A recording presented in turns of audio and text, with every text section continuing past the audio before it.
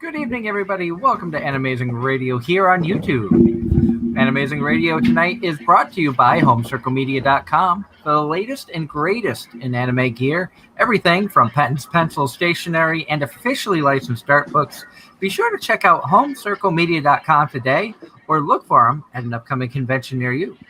We're also brought to you tonight by Casey Fox, that's KAYCIFOXX, for all of your artwork, photography, and cosplay needs. Check out Casey Fox on Facebook and Instagram. Again, welcome to Anime-Zing Radio here on YouTube. I'm your host, Doug Engler. Joining me in the co-host seat, as always, is our good friend, Mr. Darren Starlin. Good evening. And we are joined tonight by two awesome guys. Love chatting with them. They are no strangers to the show. This is the first time that they have appeared on video for the show. And we are excited to have these amazingly talented cosplaying twin brothers. Please welcome Hatake and Sahara to the show. Hi. Thanks for having us.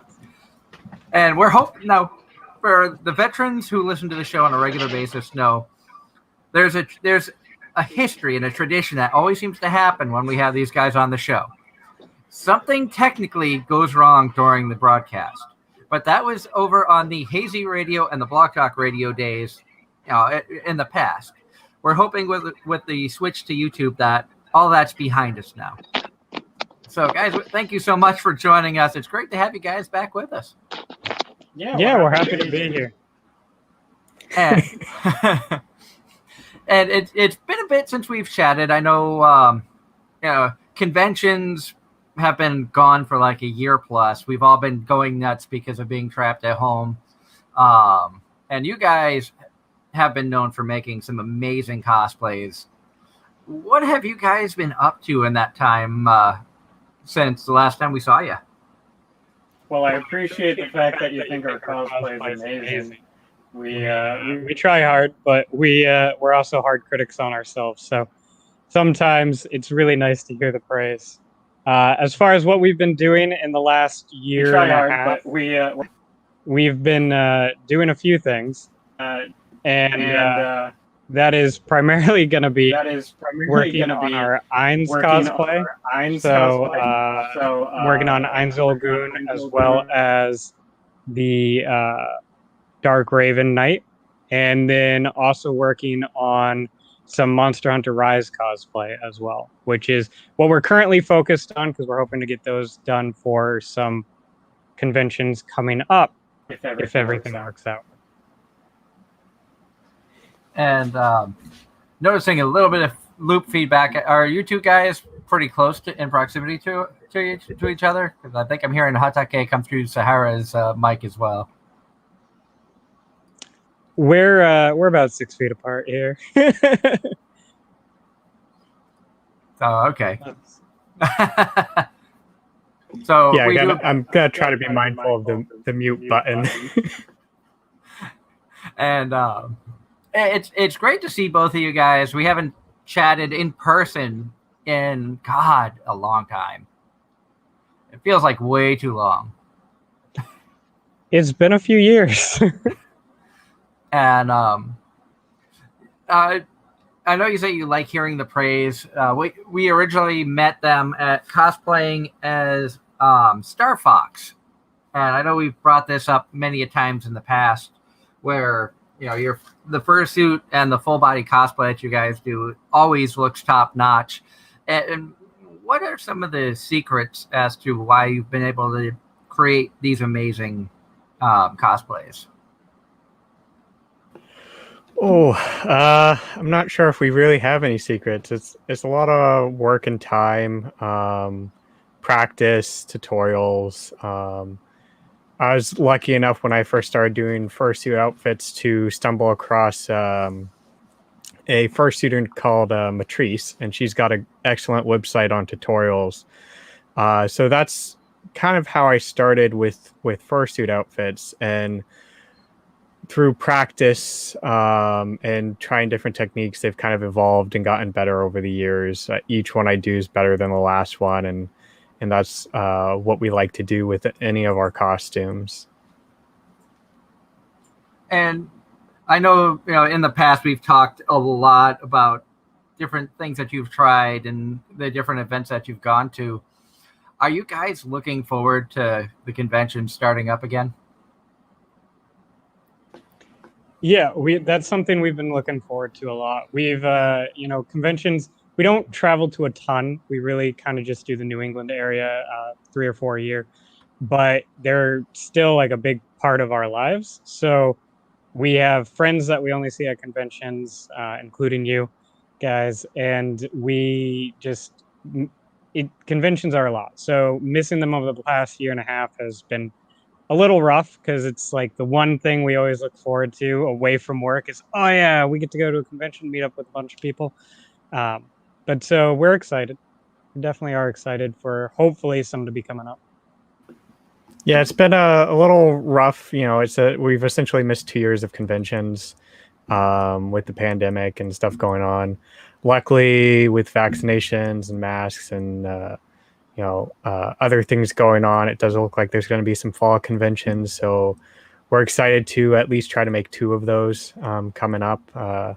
Hopefully everything plays out and we continue to see stuff going down. I know there's been a spike with the Delta variant, but I think at least some of the larger cons have really had time to be able to plan. And so, New York, Anime New York City has come out with some pretty good policies on being able to get their convention to run. I think that's the little conventions that are seeming to have a little bit tougher with policies to be able to go forward. But we're hoping that another anime convention is able to move forward as well. And I know coming up next month is Connecticut. We've talked about that a lot here on the show. They've got an amazing guest list. I know I've talked about it many times, as the listeners know. They've got probably between 24 and 26 guests, a lot of them big-name voice actors, including Todd Haberkorn, Monica Rial, Eric Vale. Outside of the anime world, Rob Paulson's going to be there, Billy West, Caitlin Glass, Alexis Tipton. That's just a handful off the top of my head, and we're hoping that we can make that. With, as you said, some of the spikes that have been going on, things are going to be a little tougher. We're hoping that things kind of get under control. We're closely monitoring what the laws of Connecticut are for the convention. It's looking like we're going to have to bring our daughter, so there's a chance we may have to have her COVID tested since there is no vaccination for 3-year-olds. It almost seems wrong to have to shove a cotton swab up a 3-year-old's nose for the rapid test before going, but Dem's the rule. So if we do end up going, and we're going to have to take care of all aspects. But you were talking about AAC and Anime NYC. Those are 2 other ones we're looking at. We've already got our hotel room booked for AAC. Fingers crossed that goes on, because as you guys know, we love that convention. That's one of our favorite shows to go to every year. Yeah, AAC is a great show. If you're in the New England area, it's great. It's always fun. Everyone there seems to have a pretty good community. So we always enjoy going to it as well. It's one of the more relaxed conventions we go to, because our other big convention is always Anime Boston. As far as whether or not it happens, we're still sort of on the wait and see. They've kind of been quiet on it, though they have opened up registration for cosplay competitions just this week. So it's hopefully still going forward. One of the things I've been looking at when I'm trying to figure out whether a convention is going to happen is guests. So if there's a bunch of guests signed up, then it's probably more likely in my mind that it's going to happen, that they're really looking forward to running it. I know that Anime-NYC is looking, one of the reasons we're excited for that one is because they have implemented proof of vaccination and mask requirement. Those 2 things combined makes the convention a lot safer in the grand scheme of things, and it's meeting New York guidelines. And so that is most likely going to happen unless something big goes on, I think, anyways. And now, that's one question that came to mind. With a lot of places requiring masks to be worn again. When it comes to fursuits and the full body, full face helmets and stuff, you're still going to be required to wear a mask under that, aren't you?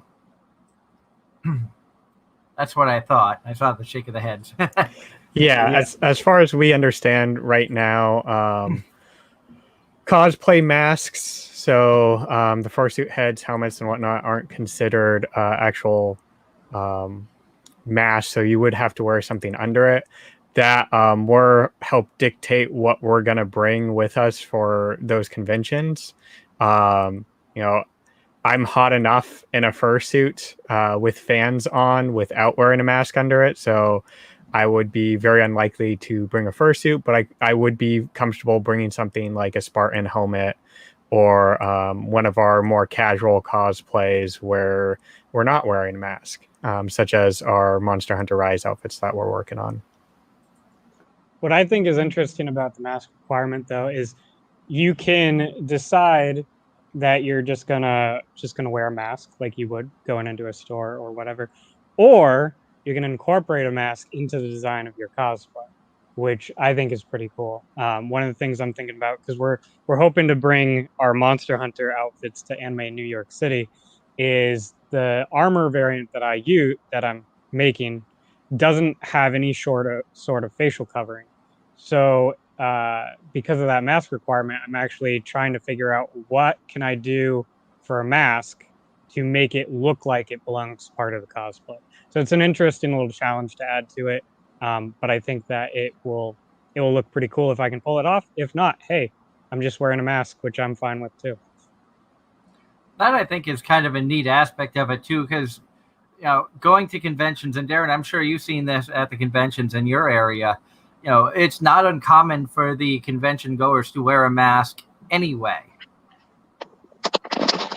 You'd be correct. It's more or less, well, even before this, some people would wear them with the little hentai or others weird little messages on them. So it was kind of a common thing even beforehand, in addition to anything coinciding with the cosplay.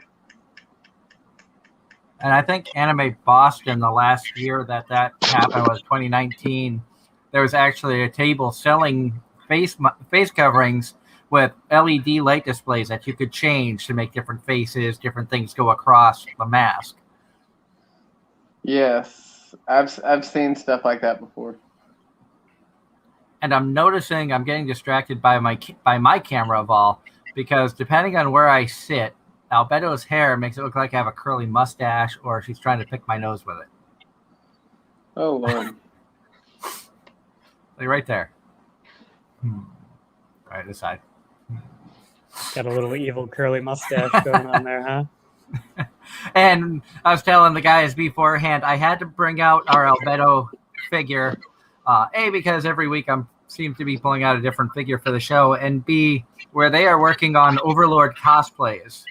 We had to bring out the Overlord character. Yeah, our Overlord cosplays have been in the works for a while now.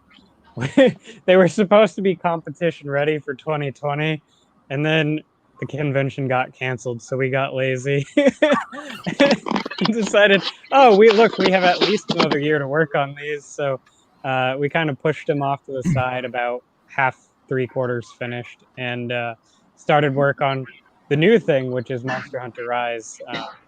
Because as much as we're excited to do the Overlord cosplays, the amount of space we need in order to bring them to a convention is a lot, because it's a full suit of armor, and in the case of the Ainz outfit, it is more than a full suit of armor, because he's quite wide, and so we need a lot of space to bring that on. And bringing that to a convention that's 10 hours away is a lot. So we are keeping those ones in mind for closer conventions like Anime Boston or AAC. So the Monster Hunter Rise are what we're working on right now, with the hopes of getting them ready for those farther travel conventions. Because strangely enough, if you're familiar with Monster Hunter Rise and their absurd weapons and armor, it takes up less space. And one of the things about the conventions getting canceled for essentially the last 2 years is the first summer, so 2020, we took some time and to not work on cosplay, which normally we're working on everything, and actually spent time playing some games we had been wanting to play for a while, some JRPGs and other things. And so those outfits went on hold. And then, you're playing games and it's like, oh, Monster Hunter Rise is out. Let's play Monster Hunter Rise. Oh, I want to make this outfit now. So now we're working on Monster Hunter Rise. When we're finished those here, hopefully in the next 6 weeks or so, and then move back into working on Ainz and our other Overlord outfits during the winter. Now, one of the cool things about adding the cameras to the show is you can show off some of the pieces that you've been working on and show off some of the designs and things like that. Like you've got some cool, like Hatake's got some cool masks behind him, and the weapons behind Sahara look awesome. Is there anything that you want to, show off on camera to our viewers and explain a little bit as to how you created that? So the weapons behind Sahara there, that's actually the Kimura dual blades from Monster Hunter Rise, as well as the wakizashi that is worn on the starting armor set. So those are actually, the wakizashi is done. The swords are actually still in progress. There's a little bit of detail that I need to add to those and then weather them up. Sahara's going to go ahead and grab them. That wakizashi, it does draw. So there's a blade inside the sheath. Those are entirely 3D printed out of ABS on a couple of our 3D printers. As far as behind me, we're in our workshop right now. So hanging on my wall in the workshop, I have one of my dual blades from my Otogaron armor and my mask from Otogaron. The big sword above my head here is from Death Spot, right? Yeah, Death Spot from Grimgar, Fantasy and Ash. I got my Master Chief helmet here, which this is part of an entire Master Chief outfit that's entirely 3D printed, full body armor. So, yeah, we got some cool stuff going on in here. 3D printing has been showing up a lot in our stuff lately. In fact, today I spent probably close to 10 hours just. I think his camera froze. Yeah. Doing 3D modeling. Just froze. What he was saying was that today he spent about 6 hours working on some 3D modeling as we've started to incorporate a lot more 3D modeling into our costumes and 3D printers.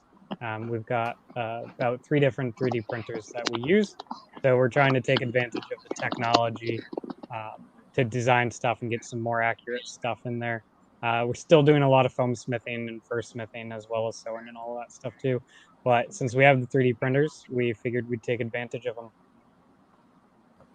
Yeah, I apologize for the little snicker that was going on in there. My wife sent a message to me and Darren because we've started something new. The first episode is going to be coming up tomorrow night here on our YouTube channel, Anime-Zing Radio. We have started doing anime reviews. We'll watch a specific show. We'll watch one season of a show, and we'll review it. And we chose the first show to do it was Problem Children. So we recorded that last night. It's going to be airing tomorrow night at 8 p.m. Eastern here on Anime-Zing Radio. So if you want to see that, check it out. Hit the like button. Definitely subscribe. Help out the channel. When we hit 200 likes, or 200 subscriptions, we are going to be doing a giveaway where one lucky fan is going to be able to sit in on a voice actor interview. You will be a part of the show. You will be a guest co-host to talk with a voice actor from some of your favorite shows. So definitely hit that subscribe button. Promote the show to your friends. Get everybody involved. We want to grow this. We want to hit 200 likes as soon as possible because every week in September, minus Connecticut weekend, we have a voice actor. The sooner we can hit that, the sooner you have a chance to sit in with the possibilities of Bryn April, Anthony Bowling, or Macy Ann Johnson. So 3 awesome voice actors coming up in September. You definitely don't want to miss those shows. Get these subscriptions up to 200, and one lucky fan can possibly sit in on one of those. So, gotta do the promotions right now. The next show that we're looking at recording for is going to be Aho Girl, and my wife had to send me a funny picture from that. Aho Girl, I don't know if you guys have seen it. Aaron had recommended it to me. Darren, you described the show to Hatake and Sahara. Take the stupidest anime character you know, and then make them even more idiotic and moronic. I'd almost say multiply it by 10. Yeah. This girl, the main character of this show, is so ridiculously stupid. You wonder how she's able to get up in the morning and get herself ready for school. Banana, yeah. Okay, I think I know what show you're talking Yeah, about. the banana gave it away. I've seen that. I saw the gears turning there. It's like, I think I know banana. Okay, yep.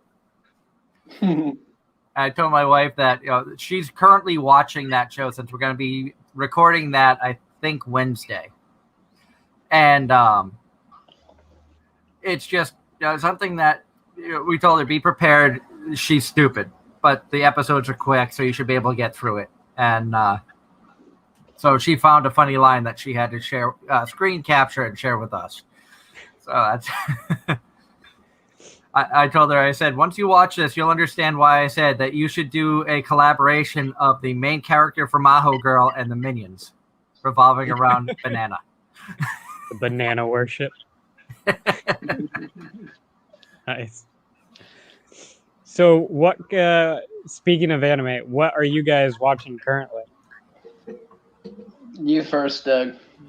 Me first, huh? Well, I have not started this one yet, but I have it on the start soon list. Is Girlfriend, which Darren has been talking about quite a bit. I have been watching, and of course Crunchyroll is gonna act stupid right now, so I've got to try to log in again. But I've been watching Dragon Maid. I've been watching Drugstore in Another World because basically the little werewolf girl looked adorable enough. I was like, okay, I've got to check this out.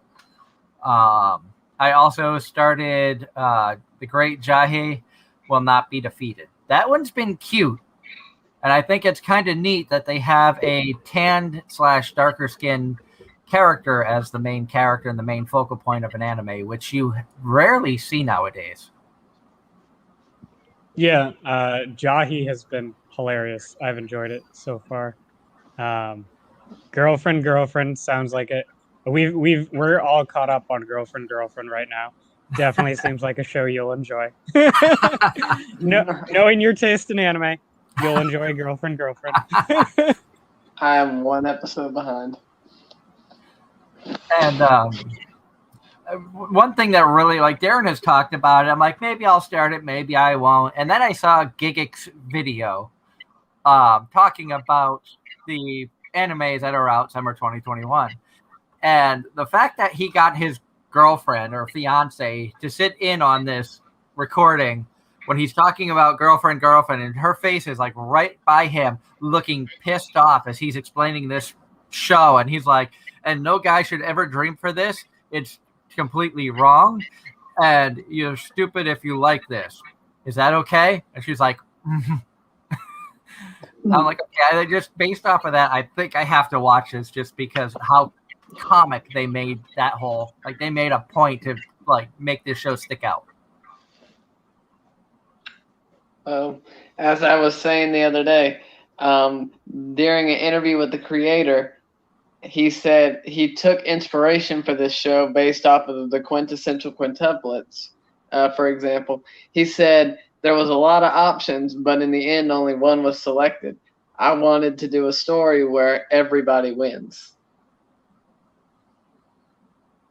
And this is the solution he came up with.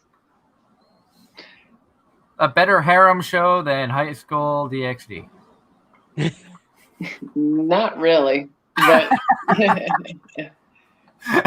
I only say Shaking that. the head. I only say that because in the light novels, the spin-off light novels, DxDEX, he actually does create an actual harem. The only real thing is Rias is considered the legal wife. Everybody else, well, Everything else is just a fantasy. no, they're all technically his wives too, but at the same time, on paper, Rias is the only legal one. Now, what about you, Darren? What shows have you been trying to keep up with amongst your busy schedule? Girlfriend. I'm one episode behind. I need to start the great Jay Will Never Be Defeated. I'm keeping up on Maid Dragon Season 2, of course. Caught up with that. And of course, how can you not be caught up on Slime? Every episode they drop just leaves a bigger and bigger cliffhanger.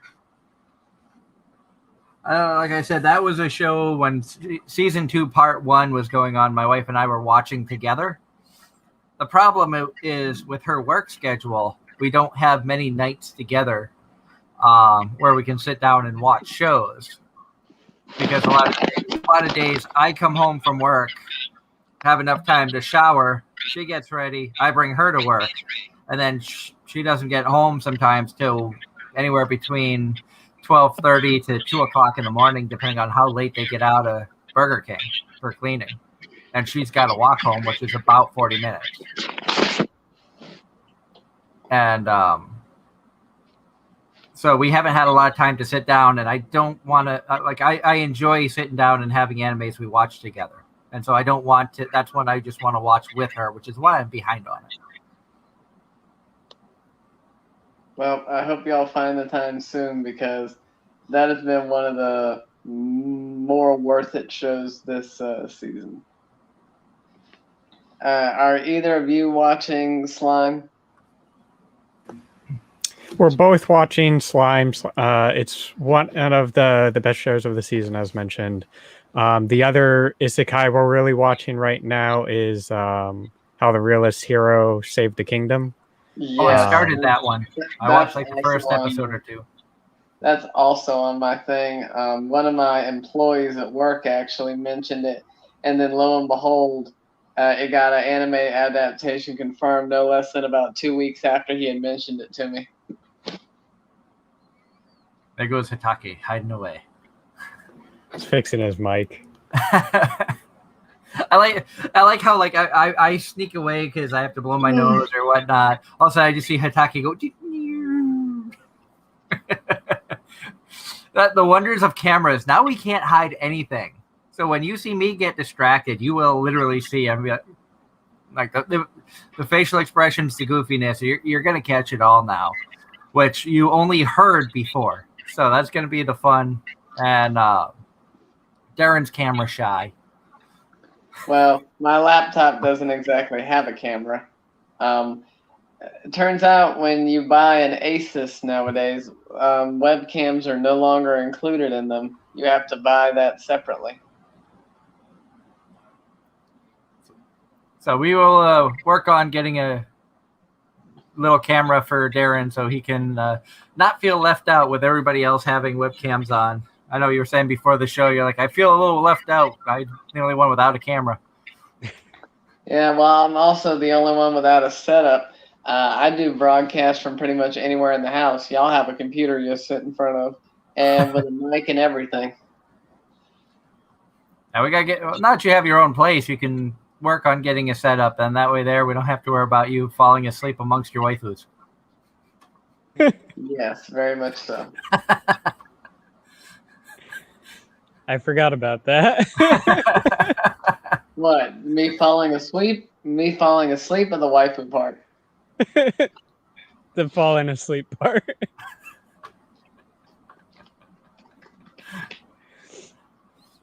Now, I'm curious. You guys are veteran guests of the show. You've been a part of the show almost since the beginning.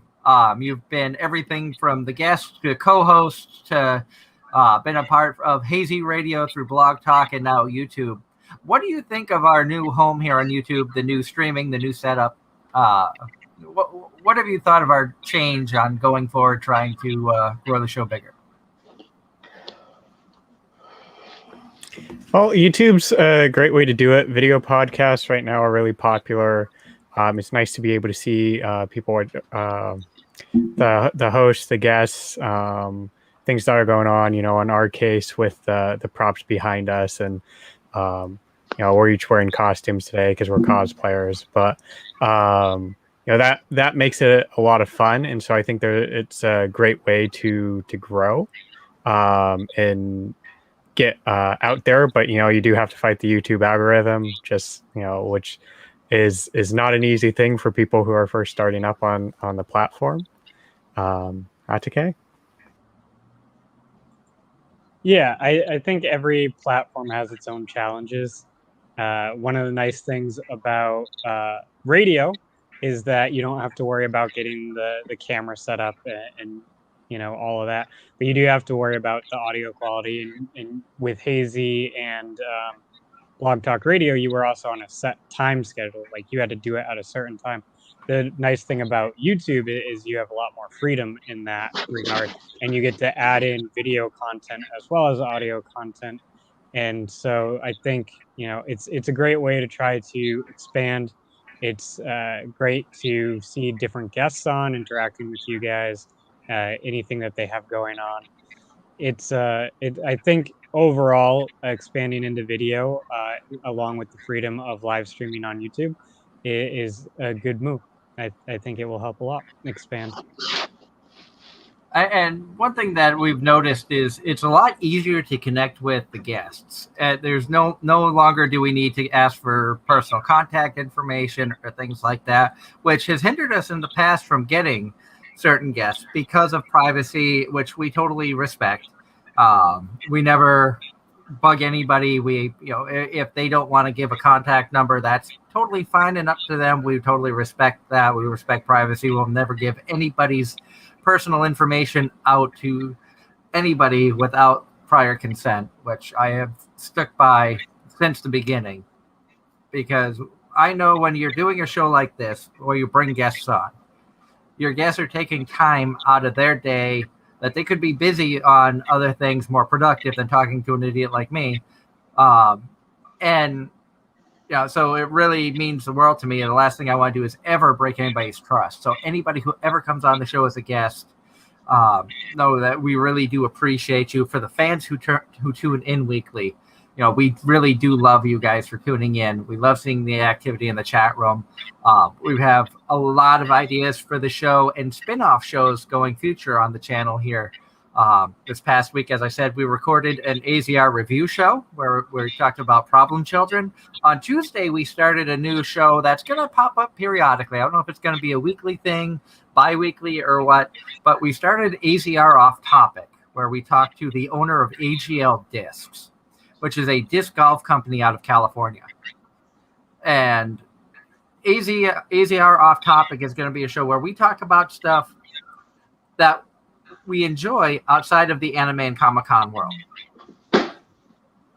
So we might, you never know, we might invite Hatake and Sahara back on to talk about some of what they do for a living, some of the traveling they've done, things like that outside of the cosplay and convention world. You never know. We plan on doing a paranormal show sometime in the near future because I love ghost hunting and all that stuff. Anything could come up, so that's another thing that's wide open. Plus, as you said, the algorithm, the more you post on your site, the more chances you have people of coming to your page. So that's one thing that we want to start doing as well.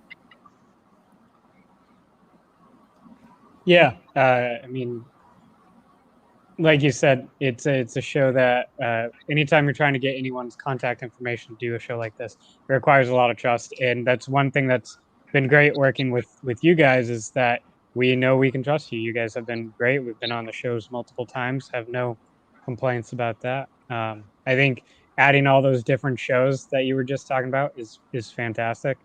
Adds a lot of extra content to it, and kind of gives you perspective of other parts of your life and other parts of your guest life. So that's pretty cool.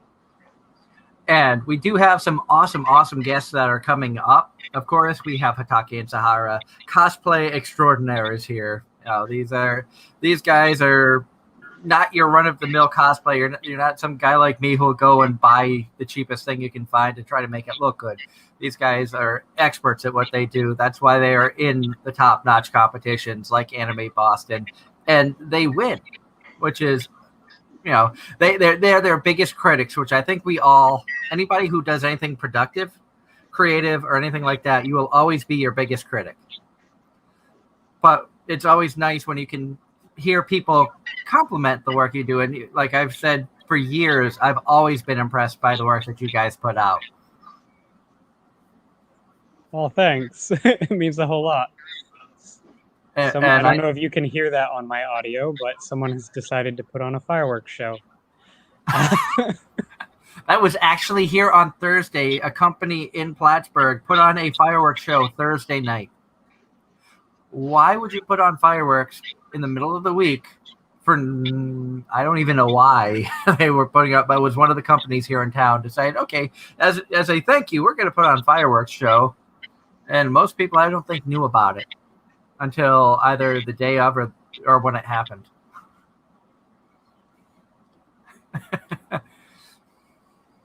But next week, we do not have a live show scheduled. Darren and I have been talking about possibly doing a pre-recorded show during the week to air on Sunday. Not sure what the topic's going to be yet. I have a few ideas, but we'll hash things out. Maybe tomorrow night, maybe do a recording on Tuesday or Thursday for the Sunday show. Afterwards, we're going to be welcoming an amazing artist, Karen Gosselin, is going to be joining us. I have a lot of her artwork. Some are hanging up on the walls. A lot of them still need to be hung up. After that, like I said, in September, we have got Voice Actor Central with Bryn April on September 5th. September 12th, we don't have a live show because we'll be at Connecticut. So if things go right, we may broadcast live from Connecticut during the event throughout the weekend.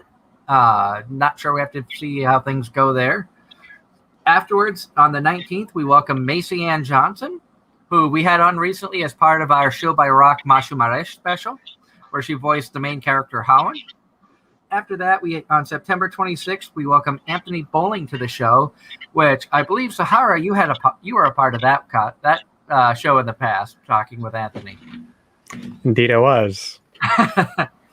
You had fun with that one, didn't you? It was. Got a nice nickname out of it. Had seen him the week or two before at a convention, and so it was nice to be able to follow up with stuff on that like that. And in October, we have a couple of dates already booked up. October 3rd, we have a guest coming on from the UK. Sophia Copen, who is an avid anime fan, she's a moderator for a few Facebook fan pages of voice actors, is going to be joining us. It's going to be fun talking anime and what it's like in other countries for access, how easy it is to get streaming and things of that nature. Plus, find out more about her, if she's a cosplayer, things of that nature. So that's going to be fun to hear what the world of anime is like for other countries. October 10th, we're going to be welcoming back Godswill, not Godswill, good God. Sorry, Darren. Godswill is going to be coming back. Looks like we may have Mario Bueno coming on as well, which I don't know if you guys met Mario a few years ago, Hatake and Sahara, at Anime Boston. I think he was with the High Dive booth. Mario was still emceeing when we did our first competition at Anime Boston. And we had Mario on actually last week, right after Crunchyroll Expo. He came on with us, and so he's going to be joining us again back up in October. So we're looking forward to chatting with Godswill and Mario. And Godswill said he had a couple of more people. Did you ever find out who else he wanted to bring, Darren? Secret so far. Of course. So, but secrets can be fun. The mysteries can be fun. Look back at our Christmas special with Anthony Bowling and Jeremy Inman when they failed to tell us they were at a Christmas party for voice actors.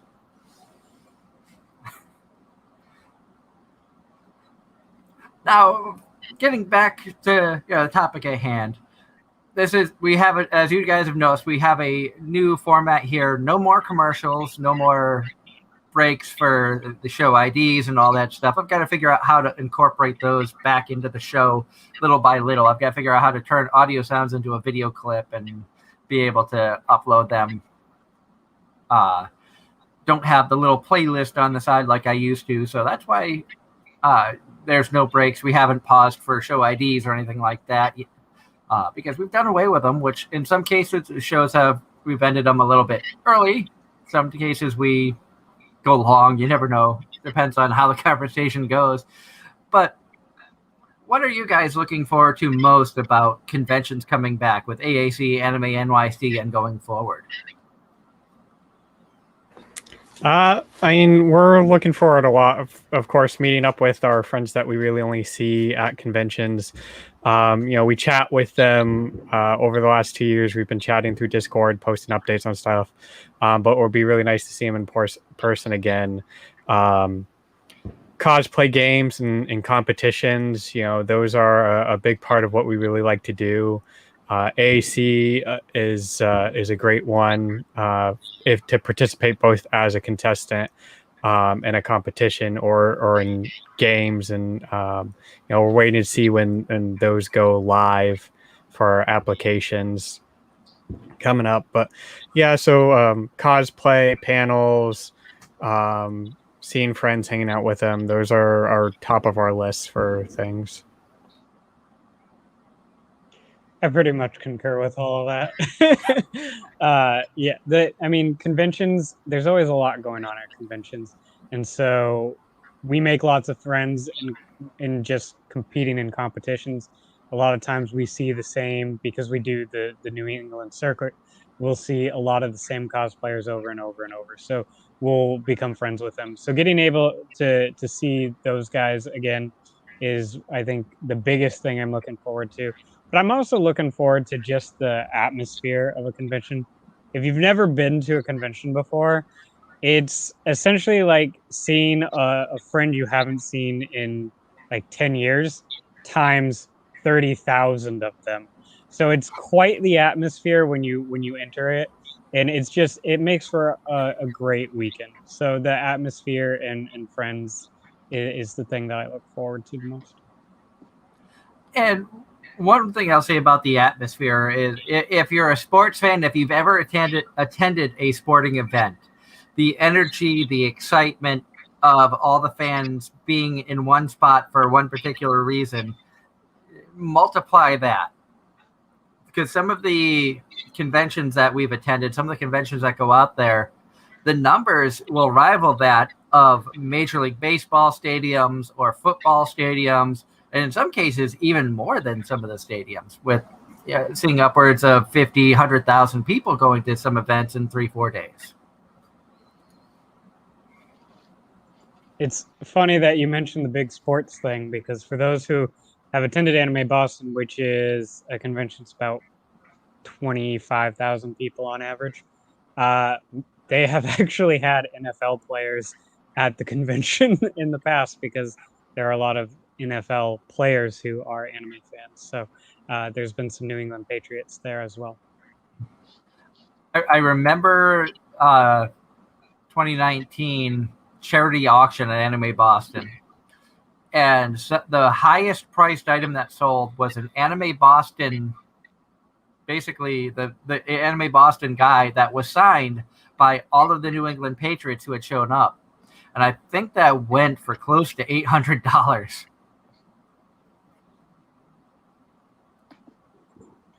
I think that you're right on that. That was awesome. Crazy that a guide sold for $800, but it's going to charities, so that's great. And speaking of the charity auction, that was one of the things I always enjoyed about going to certain conventions. Was I love the charity auctions. I love the fact that money goes to a good cause. in which I have both donated items for a charity auction, and Lord knows I've bought enough stuff from charity auctions. Anime Boston 2019, we actually donated one of Casey Fox's big art paintings for their charity auction, which was supposed to happen 2020, which obviously the pandemic hit, Anime Boston canceled. They canceled again this year. So next year, I'm hoping to see that go up for sale, and hopefully somebody gets an amazing art piece that Casey Fox has done. Now, going back to the convention stuff and masquerades, do you, when it's getting ready for masquerades, because we've attempted, we were in Anime Boston's masquerade once, and I felt a lot of pressure going into that. Do you guys feel a lot of pressure? Do you enjoy that pressure and the excitement, the crunch time? You've got to make sure everything looks good before the judging, before going on stage. Is that like an adrenaline you guys enjoy? And what would you recommend for people who want to get into the cosplay competition side of things? Well, definitely the week before the competition is always stressful, and going in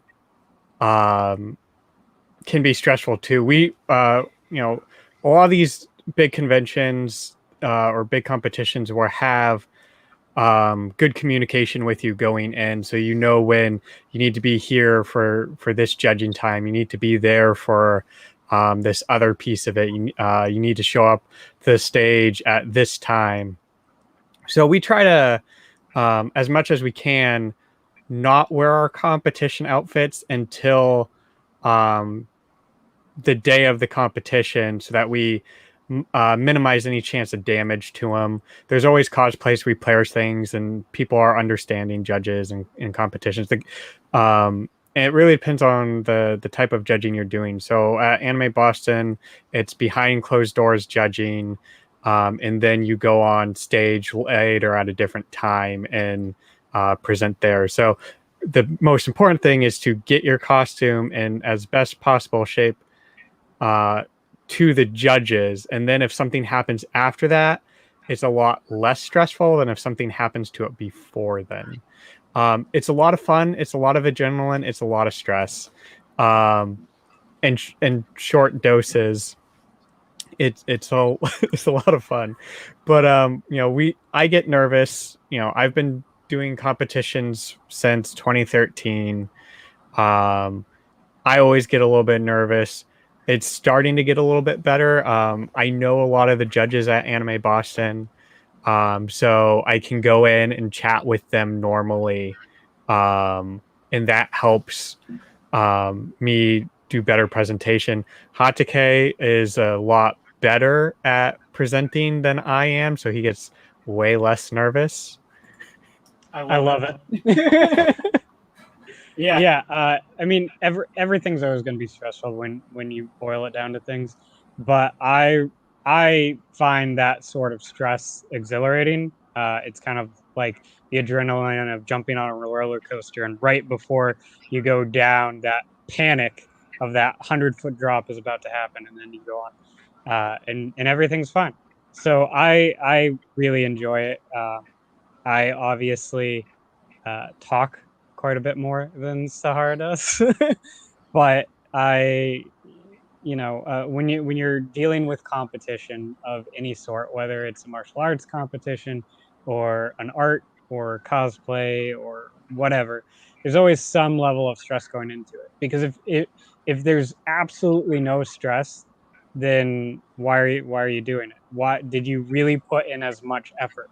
Because what I worry about is, am I good enough? Did I meet the requirement that I was going for? And if I'm a little bit worried, then to me that's good, because it means that I really care about what's about to happen. As far as coping with competition or getting into competition, it really depends on where you're competing and what you're trying to do. A Comic-Con is very different than an anime convention in general. A lot of times at comic conventions, you'll get some judging behind scenes, but a lot of judging happens live on stage. as they are looking for you staying in character as someone's asking you questions or things are happening. Whereas at anime conventions, you generally have two different competitions. You'll have the craftsmanship, which is all done behind scenes, and then you have performance, where they will judge you live on stage for whatever pre-recorded skit you've come up with.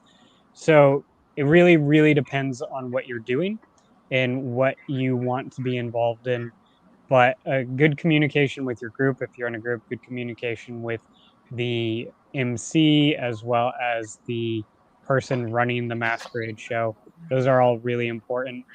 I generally recommend start small. Start with something you're familiar with.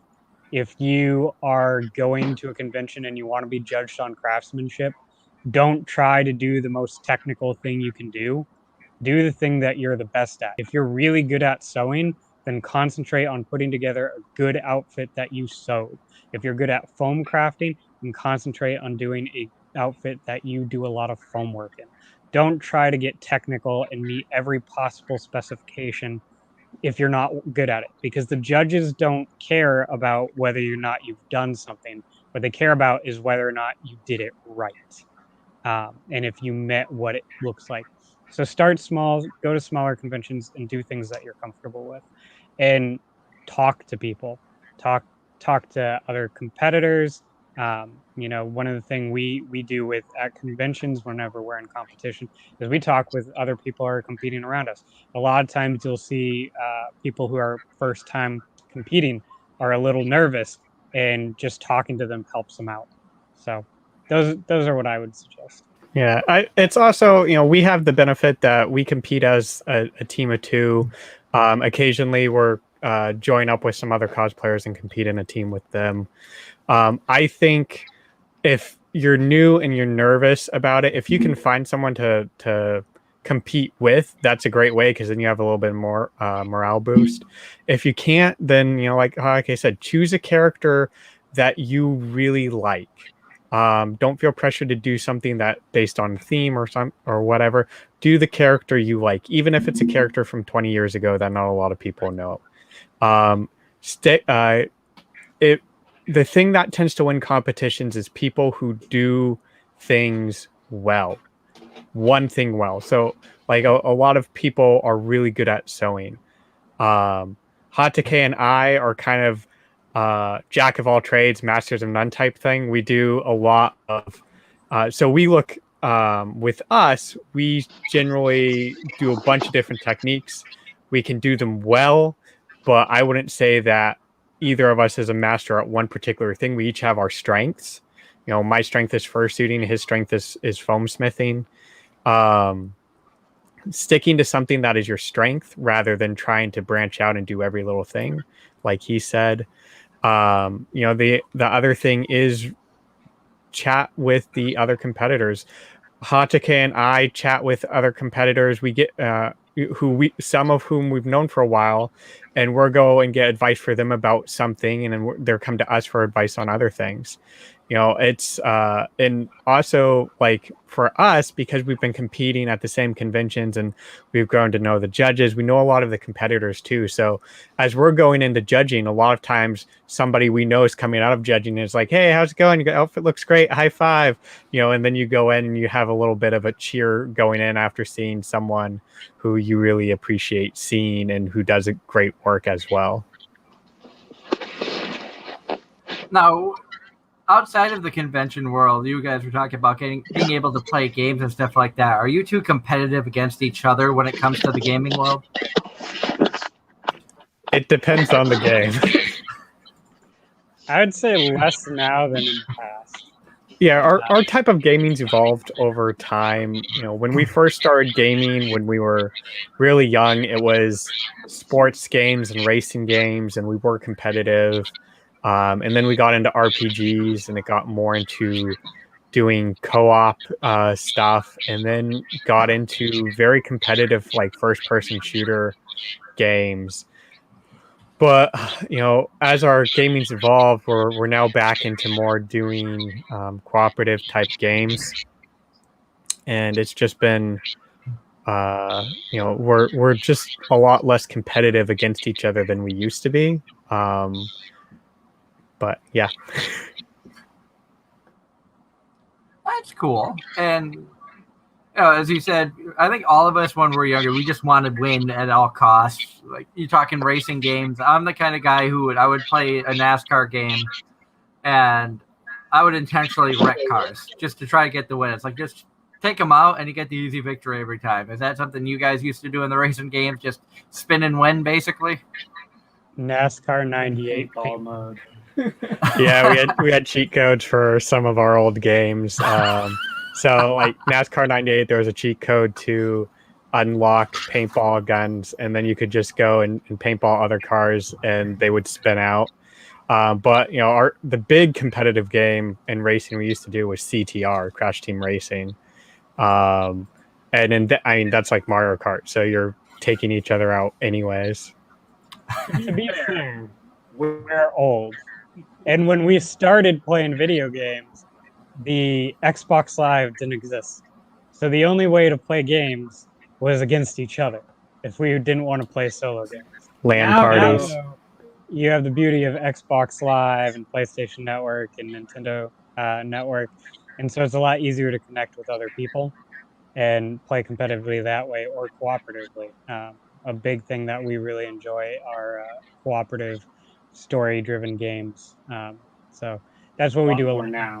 Yeah, and part of that is we used to play a lot of MMOs, and we learned through that we didn't really like PvP servers. We like PvE, and the great thing about PvE or player versus everything or everyone, however you want to translate that, or player versus environment, but it's much more cooperative, and so we were able to build up a lot of friendships that way. And to me, it's just more enjoyable to work with other people to take down, bosses rather than trying to kill each other for the loot. And that kind of brings up an interesting point. Talking about we are an anime-based show, and MMOs have a big role, it seems, especially in recent history in the anime world. You have everything from Sword Art Online, which is basically based off of an MMO game, which they get trapped in. You've got Recovery of an MMO Junkie, many game-based animes out there. Which ones do you guys like to watch? Let's see. SAO was all right. Trying to think of ones that are isekai that are specifically video game. My Life as a Villainess is really enjoyable, and the season of 2 of that is currently airing.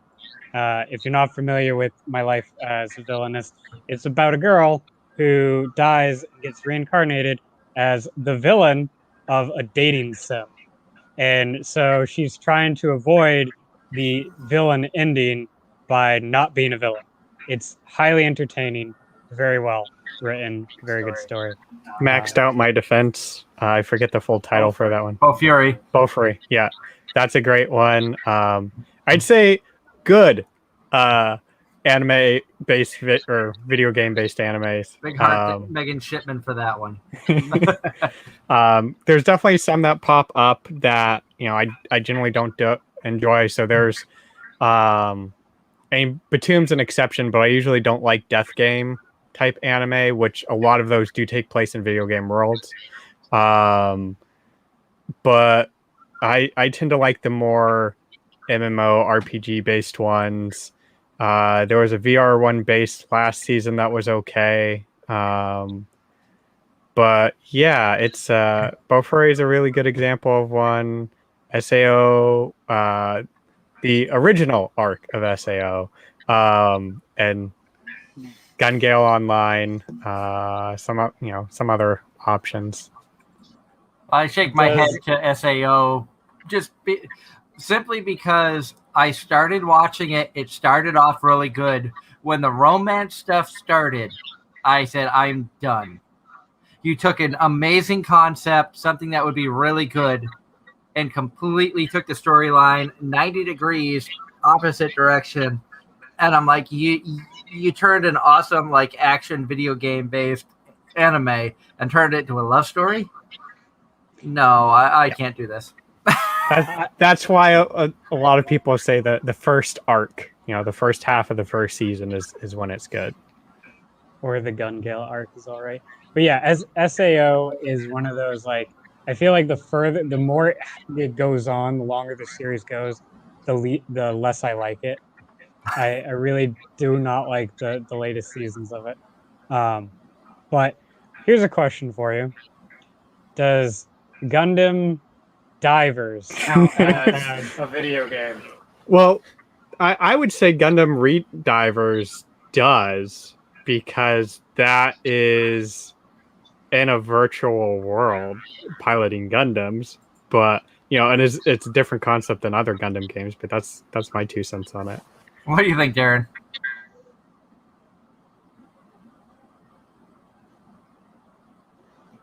You still there, Darren? Did you mute your mic?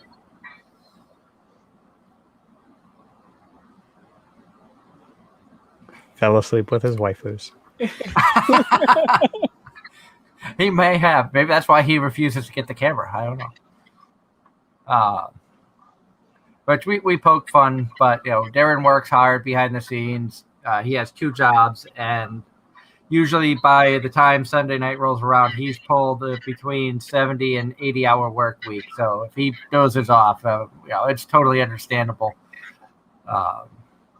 We'll harass him about it in a loving way, but it's a lot. 80 hours in a week. That's a lot. When you figure working hard. He works for a fast food restaurant as a day job, and he owns his own landscaping business. So his days usually start at like 4 a.m. And there are times when we're getting ready for the radio show on a Sunday night, and he's finishing up the last yard, and that's 8 p.m. on a Sunday night. So he's been going from like 4 a.m. till whenever he crashes out and his body says, I've had enough, no more. And he's not really a coffee drinker or much of a caffeine guy. So hardworking man. Lord knows I need my caffeine to even function, and I've made the habit. I'm sure you guys probably recognize the mug. You've been to a few cons that have the Wild Bills at them. I will never say what's in the mug because it changes every show. I like to make the joke. If you want to know what I'm drinking, sponsor me. Try to sneak in some extra finances that way, and then we can afford to get Darren a camera. Oh boy! all the fun and goofiness. Now the anime in 2021. And you've talked a lot about isekai. Are you guys isekai trash as much as Darren and I are? Do you just love these isekais that keep coming out? Even though you try to break away, you end up going back. It depends. I find I'm split about probably 50-50 on isekai. There are some isekai that is very good, like Slime. And then there's a lot of isekai that's really bad. There's like no middle ground. It's either really good or really bad. So I'll watch about half of what isekai comes out each season. Yeah, it's about 50% of what we see each season will be the isekai that's available. Just because there's usually 1 or 2 good ones, a couple mediocre ones each season, and then there's some awful ones that. So we don't watch every isekai, but we'll watch about half of it. I'm guaranteed to watch at least 1 or 2 isekai every season, depending on the storyline, the subject matter, and how adorable the characters are. Like Killing Slimes for 300 years, I wasn't planning on watching it, knowing it was an isekai. But when I saw how adorable some of the characters were, and it's one of those shows, and I don't remember where I saw it, but somebody put a post out why are demon lords starting to get so damn cute? Because you're always seeing these young girl demon lords that look adorable in multiple shows, not just Killing Slime, but there's like 3 or 4 shows that came out in the last couple of years where you've got a demon lord or a high in command. The Great Jahi is second in command. She's freaking adorable. She's in her adult form. She's waifu. So Yeah. So I know for me, one of the show isekai that I originally didn't watch, I actually watched it the season after it came out, after somebody posted something about it, was Konomichi Rise Up. Absolutely hilarious. Would not have watched it, not really in, because it's essentially a masked wrestler, which is not something I'm really into, but absolutely hilarious isekai. Konamichi Rise Up is great. So here's my thing with isekai is there's a lot of isekai that's isekai just for the isekai tag. There's like, so you mentioned Killing Slime for 300 years. With the exception of the very first episode, there's nothing about that series that makes you go, she was reincarnated in another world. There's no reason to make that series an isekai, and it's not the only one that does it. I like, fantasy is great. I love fantasy. Isekai, obviously, I watched a lot of it based on this previous conversation, but not all isekai needs to be isekai. Just let it be fantasy, right? Then you also have the original isekais that weren't called isekais. You could argue Digimon, and Escaflowne. That's the one I was going for. Yeah, there's several of them where people were transported to another world, but it was a fantasy anime. It wasn't called an isekai. I mean, shows that technically classify in the isekai genre, as you said, older shows include Familiar Zero. Inuyasha is another one that is in all technicalities an isekai. Show by Rock is an isekai because Cyan gets transported to another world. So there's a lot of shows out there that technically were isekais before isekai became such a mainstream thing. And Darren and I have had this conversation in the past where, like, when we started watching anime, shonens were all the rage. They were everywhere. You had the shonens, you had a lot of mecha animes, you had a ton of harem when I first got in, with Rosario Vampire and Girls Bravo and ecchi and all this stuff was very, very big out there. It's almost like, okay, we're going to lure you in with the ecchi and fan servicey stuff, and then we're going to start throwing all this other stuff at you. Now we've gotten into isekai. Some people call it isekai hell. I enjoy a lot of the isekais that come out because I'm isekai trash, I'll be honest. But what genres or subgenre do you think is going to knock isekai off that throne? Is it going to be more sports anime coming back? Is it going to be more? Is it mecha going to come? Are you going to see a lot more shows in the shonen with My Hero Academia style stuff that's going to come out and be like, okay, we're just going to copy stuff like this now as opposed to just isekai everything? Good question. We're obviously not experts on this. Yeah, we watch a lot. We watch a lot of anime, so we can give you our takes on it. I would love to see mecha reign supreme, but in order to have a good mecha, you need a long story format. Which is why you see a lot of Gundam shows are 52 episodes. And that's just in this day and age, it's really hard to find a company that wants to put out a 52 episode series. So I don't see mecha taking that time slot. I think the thing that you would have the most likelihood of taking over isekai is shonen just coming back. There's already a lot of shonen out there. There's a lot of sports shonen, like Haikyuu is a fantastic show. It's the best sports anime of all time. But it's also technically a shonen. So I would say I would probably suspect shonen will just come roaring right back and take those slots.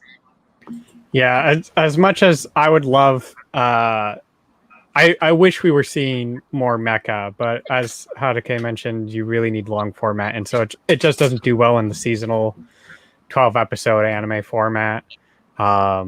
So, that's why there's been such a decrease in mecha anime over the years. I really wish it would make a comeback, but to me, it feels like we've had a lot of more sports anime recently. Last season had quite a few, and good quality sports anime. So odd sports too, like kabaddi. yeah, there's a water polo one going on right now too, which I haven't watched yet, but I may take a peek at it. But I feel like sports anime is kind of making a comeback. Shonen's also kind of making a comeback, though you've had the loss of some of the big titles like Gintama. It's hard to say what we're knock isekai off its throne. Harem's always out there. It's always a medium. There's always a few of them. We went through a period of really good harem animes and then a period of not great harem animes, and it kind of seems like harem might be getting a little bit better again, but this season doesn't really seem like that. So yeah, I'm not sure what we're knock isekai out, because isekai is just so adaptable right now with so many light novels and stuff. Oh yeah. And here is our version of Ainz. Say hi, Ainz. Cat. They're gonna they're gonna cosplay the character you were named after. He's very fluffy. He doesn't care. You can see he's the fierce demon lord. Oh. I mean, look how fierce he is. The fiercest of cats. He is more. This is more of an attention hog than Lily was, and I know you've heard me talk to her on the show many a times. Which, on the air, the cats usually don't bother me much when I'm at the computer. He just happened to come over as I reached down to grab something. It's like, okay, I'll pick you up. I'll show you off. You use the cute cat to gain views. We stoop to low heights here, But, if I'm laying down, sitting down on the couch or something, he is right in your face. Needs all the attention. If we try to pet Haru, his sister, he gets jealous and will push her out of the way to get the attention. Typical as any sibling. You always push Sahara out of the way to get the attention, Hatake? Is that how it goes? I think it was the other way around. He's the younger one. Yeah, no, cats are great. We have 2 cats. So definitely understand the one wants attention, therefore the other one needs the attention more. And no, the Olympics just ended, and there was a lot of talk about the anime world being a part of the Olympics. Everything from there was a rhythmic gymnastics team who not only performed to the Sailor Moon theme song, but they were dressed as Sailor Moon for the performance. Of course, Demon Slayer theme song was played at the ending ceremonies. Did you guys watch any of the Olympics, and did you see much of the anime influence that happened in Tokyo? We did watch a lot of the Olympics, or as much as we could see. Unfortunately, most of the events that we were able to see didn't have much anime in it. There was the opening ceremony where there were a couple of things that may have been anime references, but of course there was Monster Hunter and some other things in the opening soundtracks. We watched one of the events that went past the Gundam statue in Odaiba, but it was never there. The camera angle was never on it when we looked, but I do know that made quite the hit on the internet because a BBC guy mispronounced it, and then another BBC guy called it a transformer. But yeah, so I did see a list recently of like, you know, that mentioned the rhythmic gymnastics. There was I think a track guy and a weights guy who did anime poses and some other things. And Yeah, for it's track and field, did anybody Naruto run? no, can't actually run very fast that way. The Olympics was interesting. I'm a big sports fan of the Olympics and soccer in particular. But the Olympics was interesting because I feel like a lot of people expected, because it was in Japan, that there'd be anime and manga all throughout, like the opening ceremony and the closing ceremony and just everywhere. And if you watched the opening ceremony and the closing ceremony, they really didn't get into anime and manga. It was very much like they were trying to show the historical aspects of the culture, which is great. They're they're an amazing country, very cultural. We had the pleasure of visiting there in March of 2019. So I'm jealous. about a year before the pandemic. And we were there for about 9 days, and it was like a whirlwind tour through just Osaka, Kyoto, and was Tokyo. That's all we had time for, and we really didn't. Like, you could spend a week or 2 weeks just doing Tokyo. There's so much going on in the country and so much to explore. So I thought that the Olympics were really cool because they tried to show as much of the broad aspect of Japan itself, but it did mean that they left out quite a bit, and in the anime and manga section kind of fell away from that.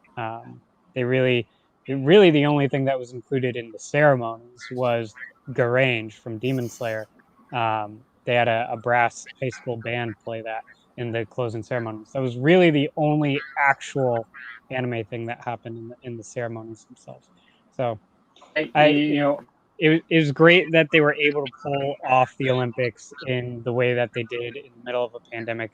I know that they completely rechanged the opening ceremony. Was completely different than what it was originally supposed to be, because they wanted a more subdued thing that reflected the times. But it was great. You know, I enjoyed it. It would have been nice if there was a little bit more anime, but it was great. I think I have not seen any of the Olympics. We don't have TV here outside of streaming services, of the anime streaming services, Hulu, Netflix. So I really have not watched any of the Olympics. I've got most of the news off of what Darren has told me, what I've read on the internet and things like that. And knowing that they've focused more on the history of Japan and the traditions, a lot of anime, I think, tries to do that. A lot of the creators of these shows and these stories through manga, light novels, and everything, a lot of it does look at the history and the traditions of Japan and the Japanese culture. And there are so many different cultures in Japan itself. I think it's kind of a neat thing to hear that they wanted to focus more on the history and the culture of Japan, not just, hey, we're known for cartoons and comic books, to the somebody who's not in this field, somebody who's not a fan of the anime and the mangas and light novels. They might look at it as you watch cartoons and read comics that are backwards. I know I've heard that from people who know nothing of anime. And they're like, oh, you mean those books that are backwards? Oh, manga. Yeah, those are enjoyable. Have you looked at one? No, they're too weird. I can't do that. You should throw out like 4 or 5 titles, but like, you should check out one of these. I think you'll really enjoy it. If they do, they usually get hooked. So hats off to Japan for focusing on their history. I will say I have learned a lot from Japan, good or bad, through YouTube shows like Abroad in Japan. I don't know if you guys have watched that. I see the shake of the heads, yes. he does a really good job. Chris Broad does a really good job at touring Japan and showing you areas. I mean, everybody wants to go to Tokyo. Everybody wants to go to some of the hot spots. Let's be honest. Any weeb wants the Akihabara. That is our gold mine. It's like I want $1,000 to spend at some of these stores in Akihabara so I can get all the anime merchandise. But he goes to these small islands that are a part of Japan, which I didn't know it until watching one of his shows, but there are over 6,000 islands that comprise Japan. That's astronomical when you think about it. And it's all the small islands, and I've seen, like, I think it was Trash Taste guys rode a bike across Japan. You're watching them ride over these bridges that are connecting these small islands and whatnot. A lot of the countryside of Japan is beautiful, and you guys are saying you could spend 2 weeks in Tokyo alone. You could spend a year in Japan and not see everything. Yeah, it's a great country. There's a lot to explore. For how small it is, it feels quite large. And like you said, there's if you want to explore Japan right now without being able to go to Japan, the best way to do it is through YouTubers like Tokyo Lens and Chris Broad. Joey the Anime Man does quite a lot of stuff besides just anime stuff. So YouTube, fantastic way to explore Japan right now and learn a lot. And I do enjoy, like, Joey the Anime Man. I like his girlfriend Aki Dearest's YouTube channel as well. I like some of, like, the food challenges she does, and somehow or another she became a spokesman for Domino's in Japan. Have you heard this? Where somebody had tweeted at her about a new pizza that I think it was a fish and chips pizza in Japan. And they tagged her in it, and multiple people tagged her in it about this. And the Domino's in Japan actually commented, being like, "We're sorry that you're getting all this attention because of us." Blah blah blah blah blah. And they got. Long story short, you can see the video of her, talking about this. But she basically says, "Send me a pizza. I'll try it and review it." And they said, "Okay." And long story short, she got a free Domino's pizza, which in Japan. Now, in the U.S., if you think Domino's or some of these pizza places are expensive, a medium pizza in Japan is like $20+. So, where, like, you can get that $5.99 deal at Domino's in the U.S. In Japan, you're paying like $25 for the same damn thing. Only it might be fish and chips. It might be something completely an oddball. I know they had the tsundere pizza, which was pepperoni and a lot of jalapenos. Which, I'll be honest, I was tempted to try to make when I worked for Domino's. I never made any pizza, but I thought about asking to have one made because I thought that might not be bad. But man, I know I'd be hurting the next day. Have you guys watched much of Aki's stuff and or any of the food challenges that she's done? I haven't seen much of Aki. I know her because we watch Trash Taste, Sea Dog, GigX, and Joey the Anime Man, and I've seen a couple of Said Snap things. I've seen a couple of Aki Dearest things, but I don't follow them as much as I do some of the others. I can't get over the tsundere pizza.